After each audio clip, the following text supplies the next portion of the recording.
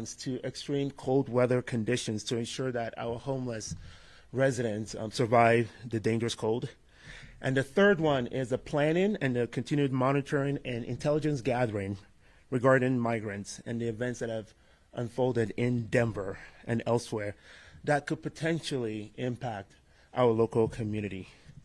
Let me reiterate, could is really important, that last sentence, as I've said in previous interviews. We don't have a crisis, and I'm trying to de-escalate our community from the notion that we do have a crisis. We do not have a crisis of an influx of migrants coming to our community. That said, we are planning for how this could impact our community. And I have some preliminary information to share with you today from the Office of Emergency Management should an uncoordinated arrival of migrants come to our city. So the Office of Emergency Management is establishing a framework that we will share with the public Monday at the City Council work session. And this framework is based off of three priorities. Number one, identifying and taking an inventory of local organizations and agencies that could help relieve the burden on government. Number two, establishing what roles they would play in the case of a disaster response scenario. And number three is to determine the decision points that could trigger further coordination or action. It considers what those actions might be and identifies alternative responses. And as I said, we are planning to share this framework with the public on Monday at the City Council work session. So on multiple occasions since this topic has risen, my team members have fielded a number of questions from the public trying to confirm the presence of buses in town or migrants in hotels. We take each piece of information very seriously and we perform a thorough follow-up. We've chased down every intel that has come our way. However, all these intel are proven to be false. The rumors are there because of fear that has been stirred up in our community. But please understand, I take it all seriously, and there is a cost to the taxpayers. We do not have the system or the resources to keep up with rumors.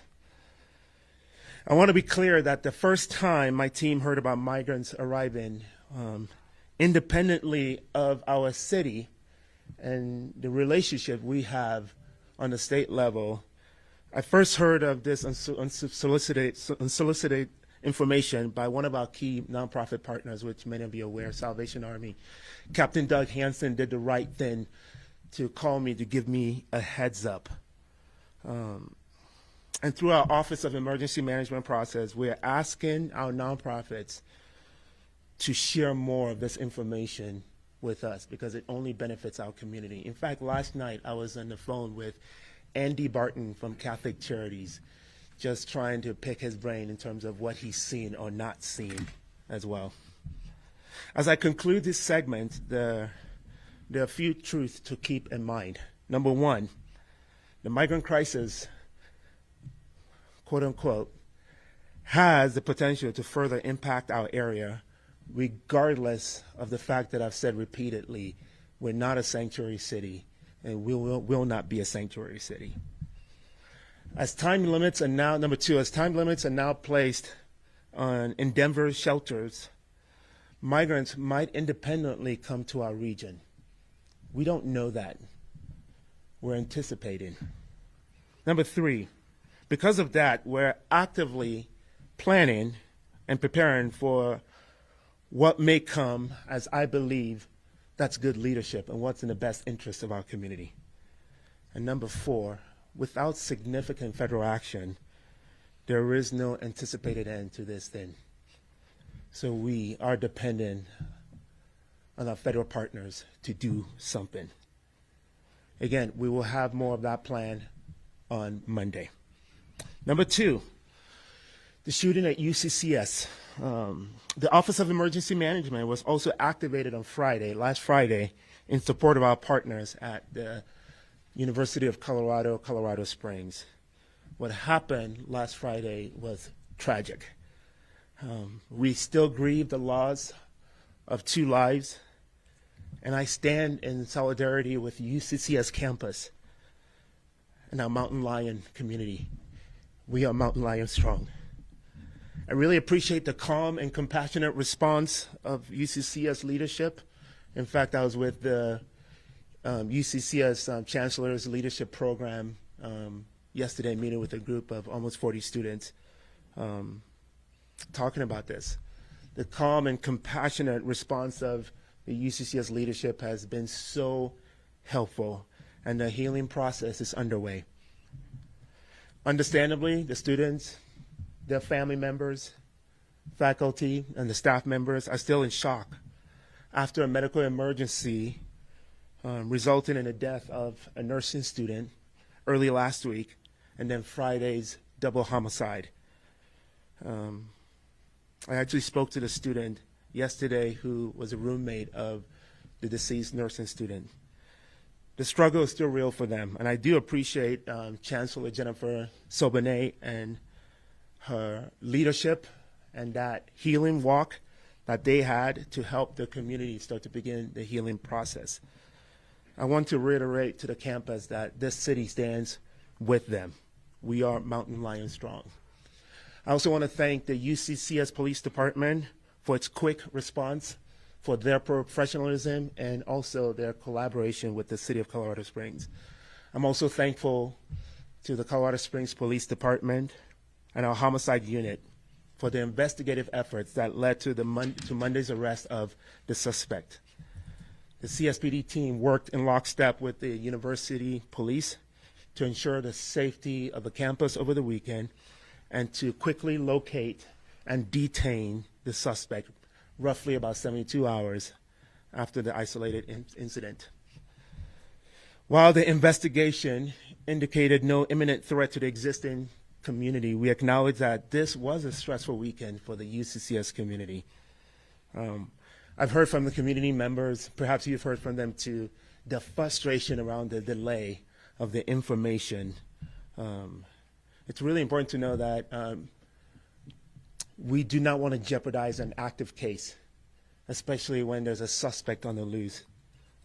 So we are grateful for the patience and the trust of the community as we worked to bring the suspect into custody. Number 3, we are Olympic City, USA. Friends, it's an Olympic and Paralympic Games year, and we are excited to celebrate this year, especially Team USA. And despite some of the local news, let me assure you that the brand still remains alive and well in Colorado Springs. We are looking forward to celebrating the Olympic and Paralympic Games in style as our community is prepared to celebrate Team USA as they prepare to compete in Paris 2024 Games of this year. If you can't be in Paris, you definitely want to be in Colorado Springs. And I want to thank our partners with Visit COS as well as Colorado Springs Sports Corp for their commitment in bringing the energy to this city. They are working on some incredible plans, and one of them is a free community event at the Downtown Summerfest on July 27th. The number of activities that are currently underway, and U.S. Olympic and Paralympic Museum will be hosting a variety of events. And we are also engaged in some celebrity Olympians who will be in town, as well as speaking on behalf of our community. What makes Colorado Springs Olympic City, USA? I'm so glad you asked. Of course, we are the proud home to the U.S. Olympic and Paralympic Committee, which has been headquartered here since 1978. And there are no plans for them to move. I spoke to Sarah, the executive director, over the weekend, and they are committed to this city and the exclusive rights and agreement they have with the city of Colorado Springs. We're home to 26 national governing bodies. Does not mean every training center facility of those governing bodies are here, but those headquarters are here. And this is the highest concentration of NGBs in the country. For perspective, the next highest concentration is in Indianapolis with 3 of those NGBs. The flagship of the U.S. Olympic and Paralympic Training Center, and the largest training center in the country, last year 10,000 athletes came through the training center, and they hosted about 600 camps.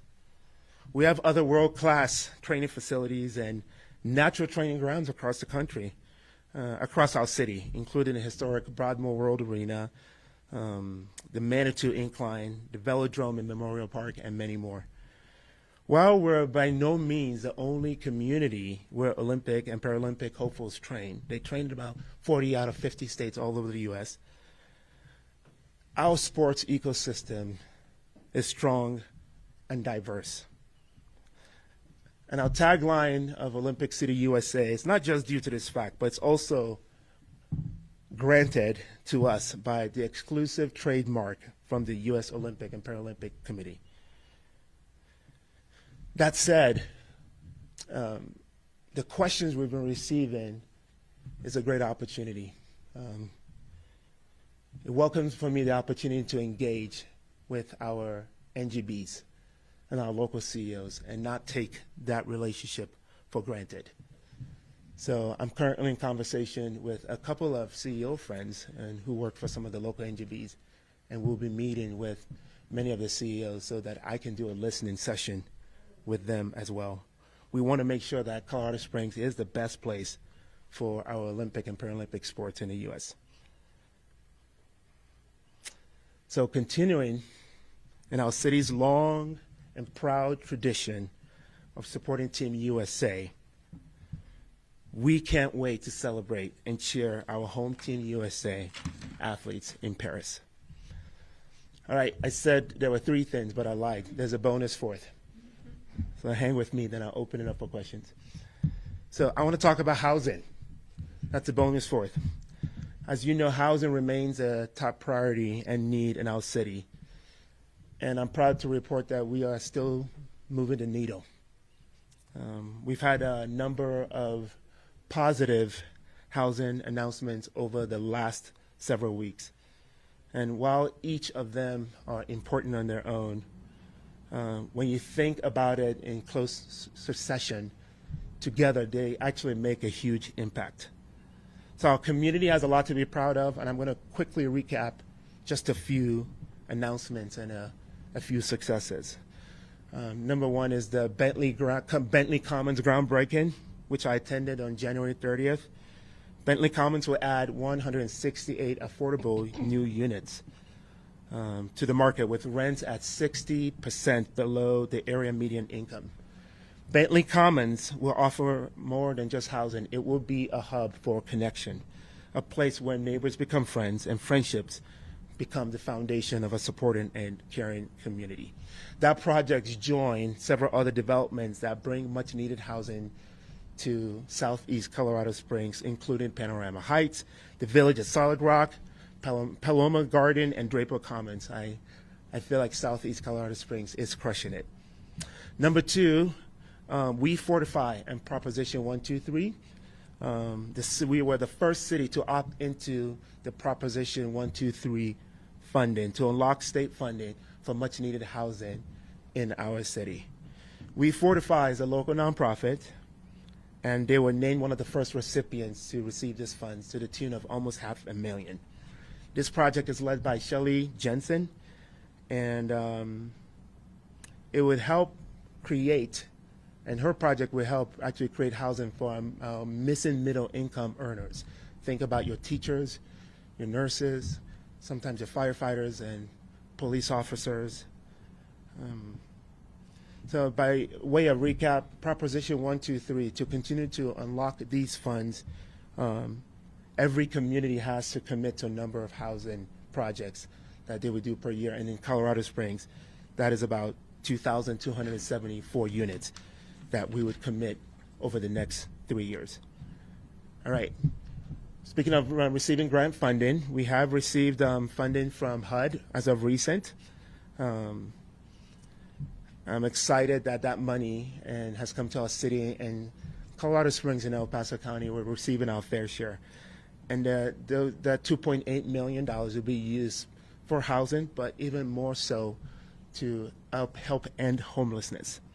I can't stress enough the positive impact that we are making in our community when it comes to ending homelessness.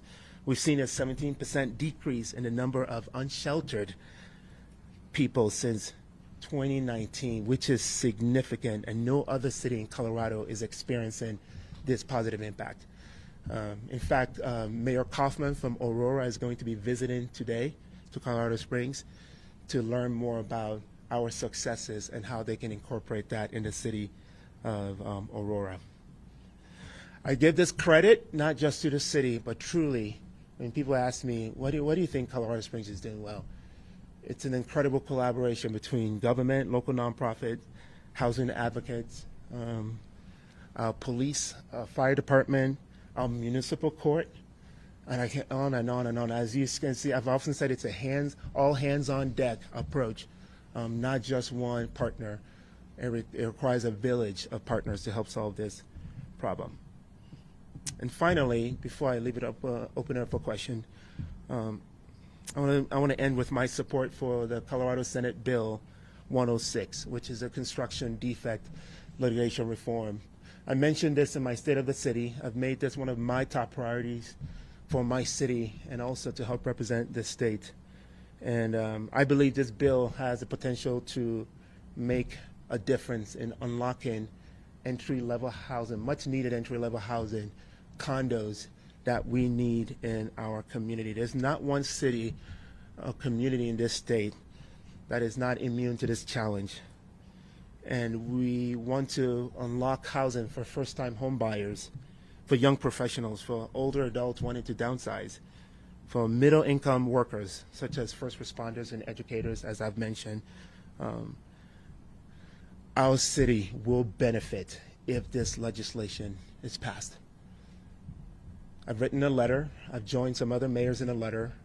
I've spoken with all three sponsors of the bill, and I'm excited. I'm cautiously optimistic that it will pass. I plan to be at the state capitol March 5th to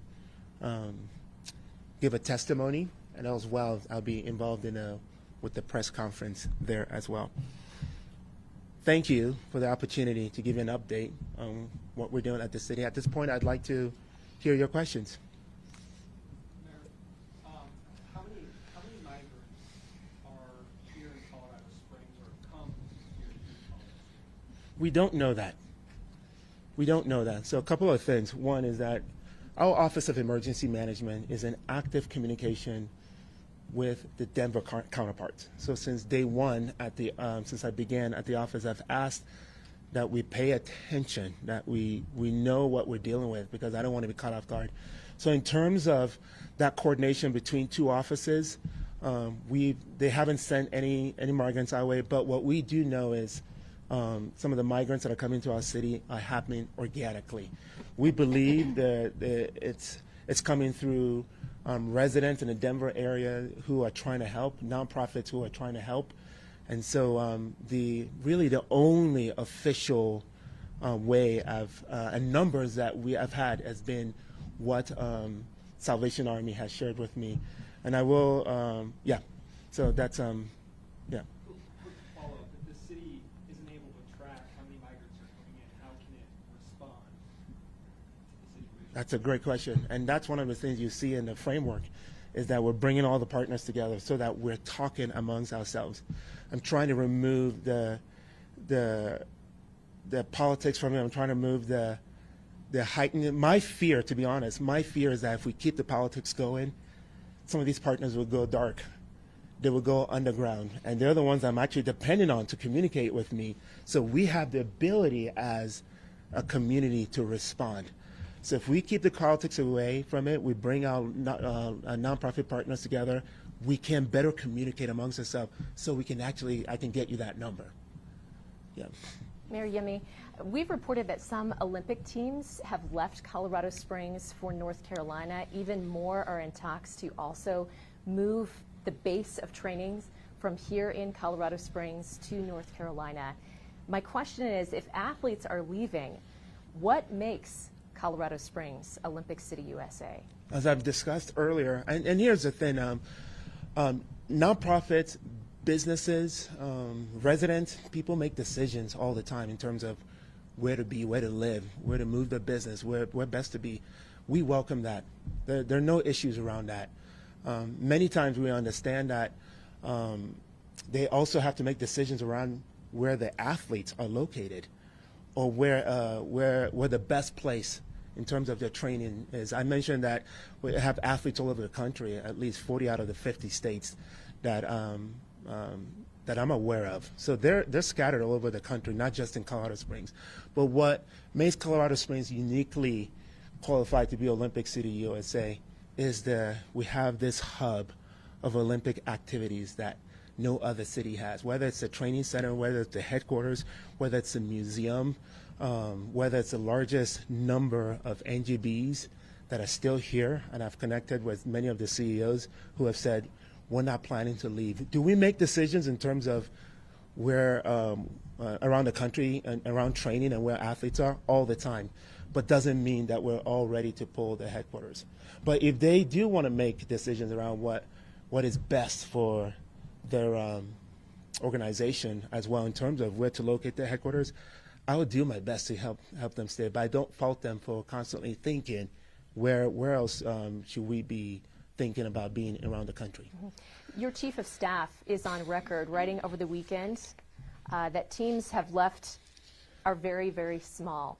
Is that your perspective, and can you help us understand what your office means by very, very small?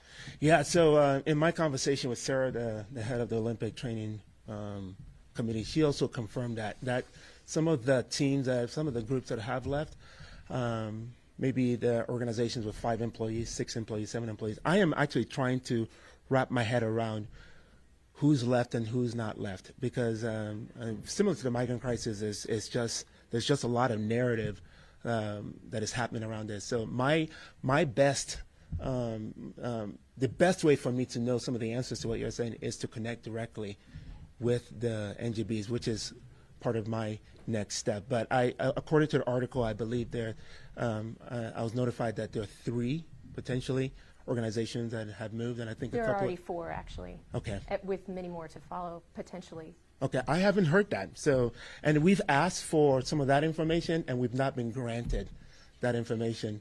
Mm-hmm. So, okay. So yeah, so we've been asked for that information, but we have not been granted that information. So perhaps you know more than I do. I can probably hear from you as well. And if I may, one last question on that. The athletes themselves, not the administrative portion, but the athletes have told us that they are unhappy with the training facilities here. And we understand from the city's agreement that some of our tax dollars go towards funding improvements at the Olympic Training Center.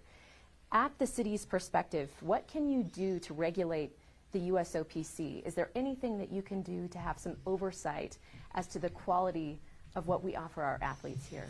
Just like anything else, I'm kind of a limited government type of person. I think that would be a government overreach to tell our nonprofit partners exactly what to do.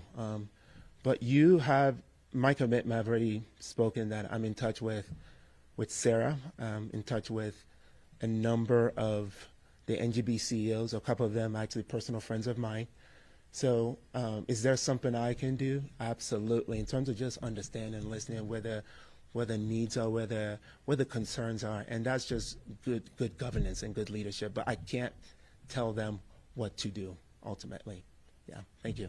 Mayor, going back to the migrant conversation, shifting gears, we received a voicemail that was sent to you from Captain Doug Hansen Yes. of the Salvation Army, and his phrasing, if I recall it correctly, was something along the lines of they're sending them down here from Denver, Right. sort of in a a large quantity at once style or Right. such. But then you just said earlier, moments ago, that that's not the fashion of what's happening. So Right. I guess, can you clarify, are quote-unquote, bus loads or large amounts being sent down intentionally from Denver. Right. And Because that's what the captain did say. right. It's unfortunate that Captain Doug Hansen's voicemail message became public property. But I'm glad it is. What Doug was doing in his defense was giving me a heads up. He didn't know what was happening at the time. He just wanted to make sure that our community wouldn't have a crisis, and so that was his first knowledge of migrants coming to our city. And his assumption was they're being sent in, but didn't know at the time. Now, has he received any since then? No, he hasn't. So that voicemail was intended to be a personal voicemail, just him saying, "I believe they're sending our way." This is the first knowledge that we're aware of. But since that voicemail, I've not gotten any updates that that's the case that is happening. So your understanding is his assumption asserted in that voicemail was incorrect? Possibly, yeah. I would say yes, because I followed up with him. Just because there's a different style of busloads being sent intentionally versus families trickling in one by one. Right, and that's just that we don't know. That How is does the city intend to know and learn how that's going to by engaging our nonprofit partners, and by making it less political, so that Captain Doug Hansen can inform me when there's actually a bus or they're getting more migrants. So there has to be that place of trust between the city and our nonprofit partners, so that we can actually help protect our city and do the right thing. And so that was Captain Doug Hansen's first encounter with the migrant crisis, and he was making he shared that voicemail in confidence with his best understanding of what was happening at the time. Just like we've had to take every intel seriously, we've chased it down. We've been told that there was a bus at the downtown bus station.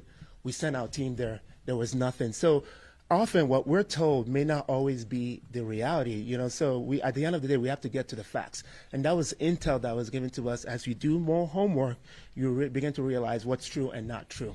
And so that's something we're doing on an almost daily basis. Thank you. And then just one final point on that. When you say that this is a politically fueled conversation locally, who exactly are you referring to that's bringing the politics into this? Oh, just Google Colorado Springs and media crisis, and Is there a reason why you're not willing to name who you're claiming is being overly political on this subject? well, I would tell you that I've been challenged by folks both on the left and the right in terms of my response is not good enough. So that's all public knowledge and public information. It's not my intent to start isolating people. Really, just go on social media and go to the media. You see the folks on both on the left and right that have been very critical of my response to the migrant crisis. Mayor, you mentioned that this isn't a crisis right now. Right. But it is impacting the city. So when will it become a crisis? I don't want it to become a crisis. That's why I'm trying to get ahead of the work that needs to be done, and that's really why we're here also at the Office of Emergency Management, because this is what we do. We plan ahead so that if the crisis meets our city, it's not a crisis.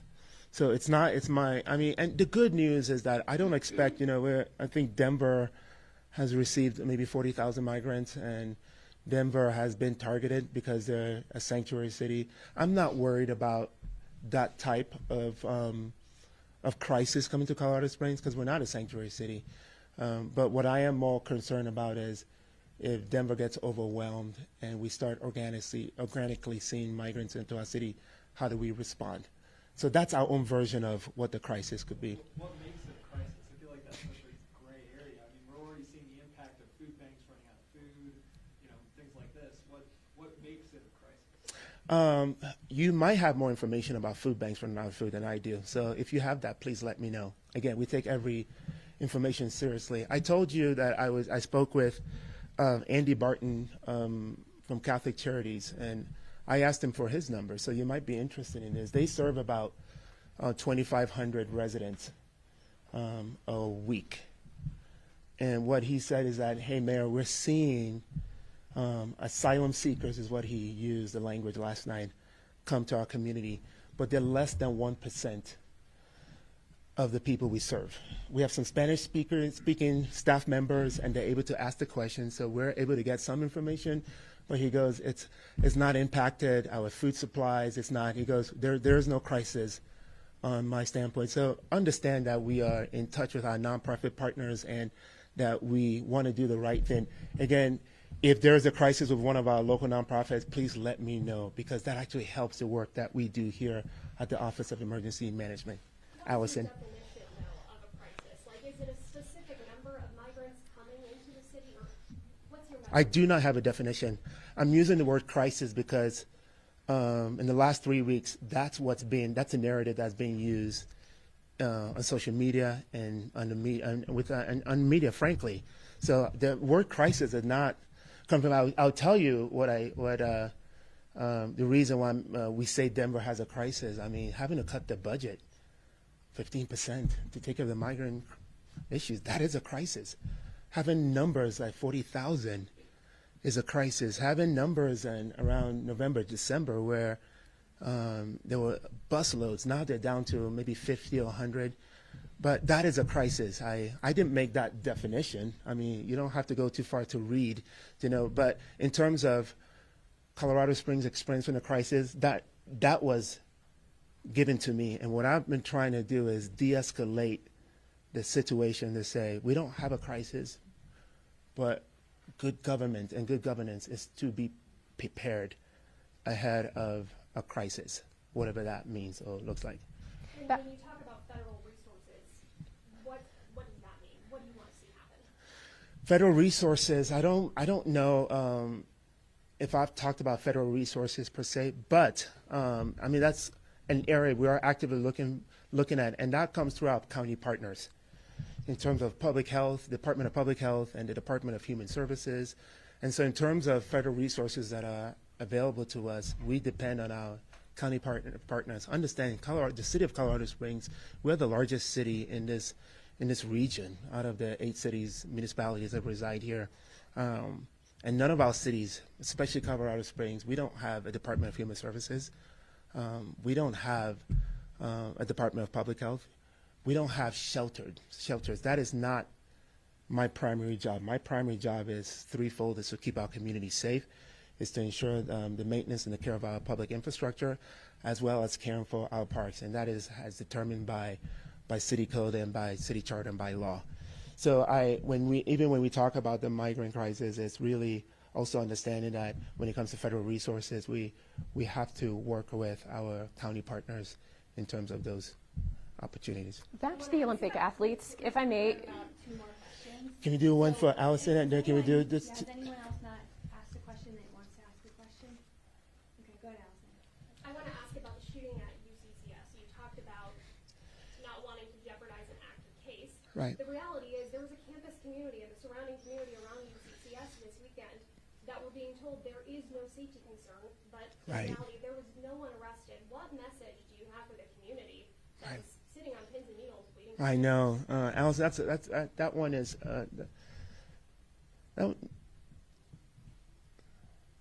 that one got to me because I did hear from community leaders who live in that neighborhood. So how do we balance the need and the expediency to be able to capture a bad person with trying not to convey information that could potentially help them? So that's a tension, and I understand and I welcome their frustration, and that was given to me on Sunday. I remember Sunday, I actually talked to a number of community members who are frustrated. I've asked for a corrective action in our communication strategy. My team is probably tired of hearing me say corrective action. I feel like every challenge provides an opportunity to be better, and where we could have done better is communicate every day, even if we don't want to communicate sensitive information that could jeopardize an active case. I think the lesson learned is that we can still communicate, even if it's communicating the same things over and over, so that our residents just are not frustrated at the lack of communication, because sometimes no communication leaves this communication gap, and it's easy to start to fill the blanks. And I see how they got to a place of, yeah, we're hearing you saying that we're safe, but we're not safe because we're not hearing anything. So know that that's something that we are following up on. Back to Thank the you. Olympic athletes, I want to ask, does it bother you, does it worry you that our taxpayer money, $2 million a year, is going to the USOPC, and yet we have athletes that are saying, we just don't have the resources here, we're going elsewhere? Does that bother you? No, it doesn't, because we still have a lot of athletes that I know personally who are proud to train here and who call this place But place who are home. leaving here? And 10,000 of them. So again, that's part of any ecosystem. People come in, people move, people come in, they move. But does that mean we have a problem in our hands? I don't believe so. And you have my commitment to ensure that I am doing the work. I am doing the communication. Like I said, this presents an opportunity for me to learn more about those athletes that are leaving. But in terms of the ecosystem and the number of athletes who call this place home, I know as many who love Colorado Springs, probably as in terms of who would speak up. And I've spoken to them since, believe me, people have reached out to me too since they've been hearing this media release, and they've said, we don't feel that way. We don't share that sentiment. We must So be there are hearing two different there are two stories. sides of the story, like everything. There are always two sides of the story. You know, and there's a nearby Kannapolis. We gotta wrap up at 10:45 here, so. Okay. All right, everybody good? Thank you, guys. I appreciate it. Thank you, Andrew.